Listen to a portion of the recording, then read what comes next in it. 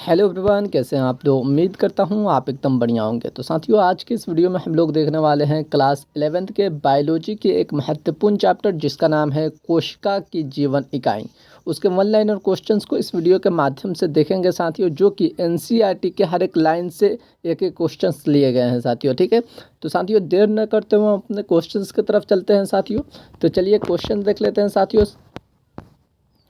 तो साथियों देखिए, सबसे फर्स्ट नंबर क्वेश्चन कह रहा है कि कोशिका किसे कहते हैं। तो साथियों, कोशिका जीवन की एक मूलभूत इकाई होती है, ठीक है, जिसे हम लोग कोशिका कहते हैं। या इस प्रकार कहते हैं, शरीर के संरचनात्मक एवं क्रियात्मक इकाई को कोशिका कहते हैं। ठीक है साथियों, इस प्रकार कह सकते हैं।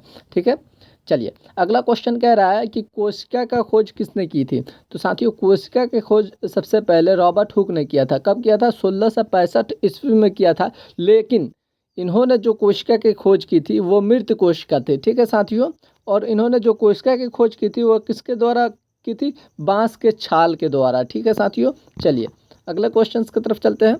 अगला क्वेश्चन ये एनसीईआरटी के लाइन में लिखा हुआ है कि रॉबर्ट हुक ने किस वस्तु लिखा हुआ है कि रॉबर्ट हुक ने किस वस्तु कोशिका देखी थी। तो रॉबर्ट हुक ने कर्क के बांस के छाल में देखी थी। ठीक है साथियों, ये आपके एनसीईआरटी में सीधे लिखा हुआ है कि कर्क के बांस के छाल में रॉबर्ट हुक ने सबसे पहले कोशिका को देखी थी। ठीक है, चलिए अगला क्वेश्चन है हमारा फोर्थ नंबर की, रॉबर्ट हुक द्वारा देखी गई कोशिका कैसी थी। तो साथियों, रॉबर्ट हुक द्वारा देखी गई कोशिका जो थी वो मृत कोशिका थी। ठीक है साथियों, कैसी कोशिका थी? मृत कोशिका थी। ठीक है साथियों, ये आप याद रखिएगा। चलिए अगले क्वेश्चन की तरफ चलते हैं। अगला क्वेश्चन 5 नंबर है, कह रहा है साथियों कि रॉबर्ट ब्राउन ने किसका आविष्कार किया था। तो साथियों, रॉबर्ट ब्राउन ने केंद्रक यानी कि न्यूक्लियस का आविष्कार किया था। ठीक है साथियों, चलिए नेक्स्ट क्वेश्चन की तरफ चलते हैं। नेक्स्ट हमारा 6 नंबर क्वेश्चन कह रहा है कि लियोन हक ने किस यंत्र के सहायता से सूक्ष्म जीवों को देखा था। तो लियोन हक ने साथियों सरल सूक्ष्मदर्शी द्वारा सबसे पहले सूक्ष्म जीवों को देखा था। किसके द्वारा? सरल सूक्ष्मदर्शी। ठीक है साथियों, ये आप याद रखिएगा। चलिए अगला क्वेश्चन है 7 नंबर, कह रहा है कि सबसे पहले जीवित कोशिका किसने देखी थी। तो साथियों, सबसे पहले जीवित कोशिका देखने वाले व्यक्ति एंटोनी लियोन हक है। ठीक है साथियों, ये आप याद रखिएगा। सबसे पहले जीवित कोशिका देखने वाले कौन से व्यक्ति थे? एंटोनी लियोन हक। इन्होंने सबसे पहले जीवित कोशिका को देखा था। ठीक है, लेकिन कोशिका को सबसे पहले रॉबर्ट हुक ने देखा था, जो कि मृत था। लेकिन सबसे पहले जीवित कोशिका को एंटोनी लियोन हक ने देखा था। ठीक है साथियों, ये आप याद रखिएगा। देखिए ये क्वेश्चन आपका न्यू वाला एनसीईआरटी में दिया गया है। चलिए अगला क्वेश्चन है साथियों हमारा कि कोशिका का सिद्धांत किसने दी। तो साथियों, कोशिका का सिद्धांत आपका स्लाइडन और श्वान ने दिए थे। ठीक है साथियों, स्लाइडन और श्वान ने दिए थे। ये देखिए, ये दोनों जर्मन वैज्ञानिक थे। ठीक है, एक जियोलॉजिस्ट वैज्ञानिक थे, एक बोटनिस्ट वैज्ञानिक थे। ठीक है साथियों, चलिए अगला क्वेश्चन है साथियों हमारा 9 नंबर, कह रहा है कि कोशिका के पहले विद्यमान कोशिकाओं से उत्पन्न होता है, ये किसने कहा था? कोशिकाएं पहले विद्यमान कोशिकाओं से उत्पन्न होता है, ये किसने कहा था साथियों? तो वो रुडोल्फ विर्चो ने कहा था। ठीक है साथियों, ये आप याद रखिएगा। ठीक है, चलिए अगला क्वेश्चन कह रहा है कि कोशिका का सिद्धांत के अनुसार सभी जीव किससे बने होते हैं। तो साथियों, कोशिका का सिद्धांत के अनुसार जो है वो सभी जीव किससे बने होते हैं? कोशिकाओं से बने होते हैं। ठीक है साथियों, कोशिका का सिद्धांत कहता है कि जितने भी जीव हैं वो सभी किससे बने होते हैं? कोशिकाओं यानी कि सेल से बने होते हैं। ठीक है साथियों, चलिए नेक्स्ट क्वेश्चन की तरफ चलते हैं। नेक्स्ट हमारा 11 नंबर क्वेश्चन क्या कह रहा है, देख लेते हैं। कह रहा है कि कोशिका जीवन की क्या इकाई है। तो साथियों, कोशिका जीवन की संरचनात्मक एवं क्रियात्मक इकाई है। ठीक है साथियों, कोशिका जीवन की कैसी इकाई है? संरचनात्मक एवं क्रियात्मक। यहाँ से आप कोशिका का परिभाषा भी दे सकते हैं कि कोशिका जीवन की संरचनात्मक एवं क्रियात्मक इकाई होती है। ठीक है साथियों, चलिए अगला क्वेश्चन कह रहा है कि एकल कोशिका जीव का उदाहरण क्या है। तो साथियों, एकल कोशिका जीव का आपका उदाहरण अमीबा हो जाएगा। ठीक है, चलिए अगला क्वेश्चन है हमारा कि बहुकोशिकीय जीवों का उदाहरण क्या है। तो साथियों, बहुकोशिकीय जीव का उदाहरण आपका मनुष्य हो जाएगा, जो कि आप स्वयं है साथियों। ये आपका बहुकोशिकीय जीव का उदाहरण एक अच्छा उदाहरण है। ठीक है साथियों, चलिए अगला क्वेश्चन है कि कौन से दो मुख्य प्रकार के कोशिकाएं होते हैं। तो साथियों, प्रोकैरियोटिक और यूकैरियोटिक।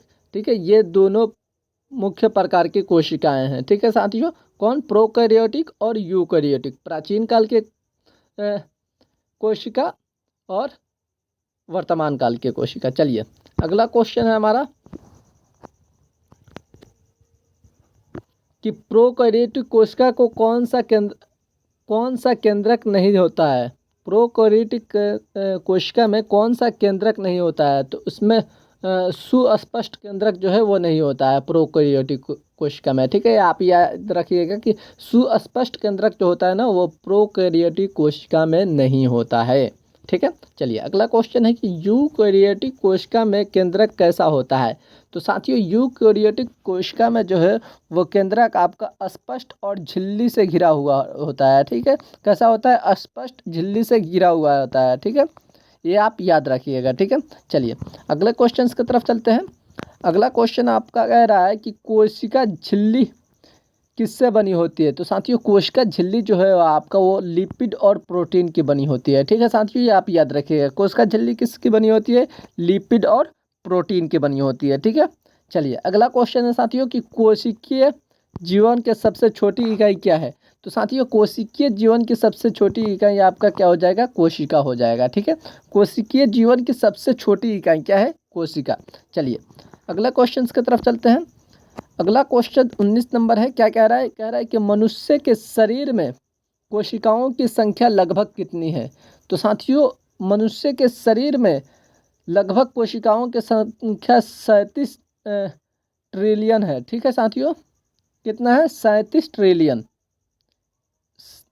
चलिए अगला क्वेश्चन है साथियों 20 नंबर की कोशिकाओं का अध्ययन किस वैज्ञानिक ने किया था?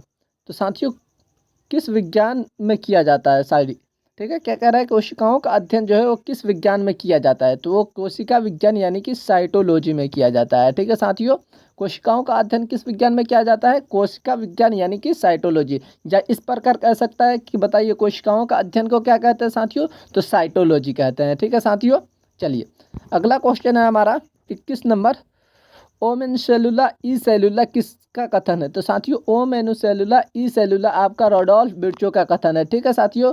इन्होंने स्लाइडेन एवं स्वान के सिद्धांत को सही करते हुए ओम एनु सेलुला ई सेलुला दिया था, ठीक है साथियों। चलिए अगला क्वेश्चन है साथियों कि कोशिकाओं का निर्माण किस तत्व से मुख्यतः होता है? तो साथियों कोशिकाओं का निर्माण आपका जो होता है कार्बन से हो जाएगा, हाइड्रोजन ऑक्सीजन और नाइट्रोजन से होता है, ठीक है साथियों। किससे? कार्बन, हाइड्रोजन, ऑक्सीजन और नाइट्रोजन से, ठीक है। ये आप याद रखिएगा। चलिए अगला क्वेश्चन है साथियों 23 नंबर कह रहा है कि सवान ने किस जीव समूह पर अध्ययन किया था? तो साथियों सवान ने सबसे पहले पशुओं पर अध्ययन किया था, ठीक है। सवान ने सबसे पहले पशुओं पर अध्ययन किया था, ठीक है साथियों।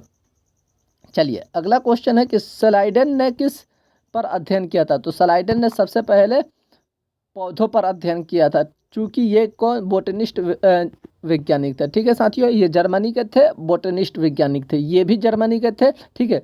बल्कि पहले वाले पुस्तक में आपका स्लाइडेन को ब्रिटिश बताया गया था, लेकिन जो नया NCERT का आया है उसमें जर्मनी बताया गया है, ठीक है, कि ये भी एक जर्मनिस्ट बोटनिस्ट थे, ठीक है साथियों।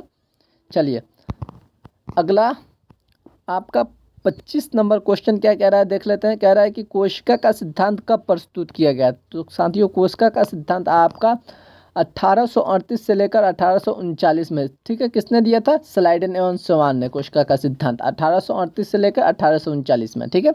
चलिए अगला क्वेश्चन है कि जीवों के सभी जैविक क्रियाएं कहाँ होती है? तो वो कोशिकाओं में होती है, ठीक है। चलिए अगले क्वेश्चन की तरफ चलते हैं। अगला आपका 27 नंबर क्वेश्चन क्या कह रहा है देख लेते हैं। कह रहा है कि सबसे बड़ी कोशिका कौन सी है? तो दुनिया में सबसे बड़ी कोशिका आपका शुतुरमुर्ग का अंडा हो जाएगा, ठीक है। ये आपका बहुत इंपॉर्टेंट साथियों क्वेश्चन है कि सबसे बड़ी कोशिका कौन सी है साथियों? तो वो शुतुरमुर्ग के अंडा है, ठीक है। दुनिया का सबसे बड़ी कोशिका शुतुरमुर्ग के अंडा है, ठीक है साथियों। ये आप याद रखिएगा। अगला क्वेश्चन है कि सबसे छोटी कोशिका कौन सी है? तो वो माइक्रोप्लाज्मा है, ठीक है साथियों। सबसे छोटी कोशिका कौन सी हो जाएगा साथियों? माइक्रोप्लाज्मा। अगला क्वेश्चन है साथियों आपका कि माइक्रोप्लाज्मा किस संरचना का अभाव होता है? तो माइकोप्लाज्मा में आपका कोशिका भित्ति नहीं होता है, ठीक है साथियों, इसका अभाव होता है माइकोप्लाज्मा में, ठीक है साथियों। चलिए अगला क्वेश्चन आपका कह रहा है कि कोशिका झिल्ली का क्या कार्य होता है? तो साथियों कोशिका झिल्ली का आपका कार्य होता है सामग्री को प्रवेश करना और निर्गत को नियंत्रित करना, ठीक है साथियों। तो उम्मीद करता हूँ आपको ये 30 क्वेश्चन एकदम समझ में आए होंगे साथियों। और ये क्वेश्चन साथियों हम जितने लेकर आए थे ना, ये एनसीईआरटी के हर एक लाइन बाय लाइन से क्वेश्चन लिए गए थे, ठीक है साथियों। इसी तरह हम आपको इसी चैप्टर से, अभी ये चैप्टर ख़त्म नहीं हुआ है, अभी तो ये कुछ लगभग आपके 10-15 लाइन का ये क्वेश्चन है, ठीक है साथियों। एनसीईआरटी के कोशिका के जीवन इकाई का ये लगभग 10-15 लाइन का ये क्वेश्चन 30 बना हुआ है, ठीक है साथियों। इससे रिलेटेड, इस चैप्टर से रिलेटेड हम क्वेश्चन नेक्स्ट वीडियो में लाएंगे, फिर नेक्स्ट वीडियो में इससे आगे को क्वेश्चन लाएंगे। इसलिए आप लोग हमारे चैनल को सब्सक्राइब कर लीजिए और इस वीडियो को लाइक कर दीजिए और ज़्यादा से ज़्यादा दोस्तों में शेयर कीजिए। चलिए साथियों आज के लिए इतना ही, फिर मिलते हैं नेक्स्ट वीडियो में, तब तक के लिए जय हिंद।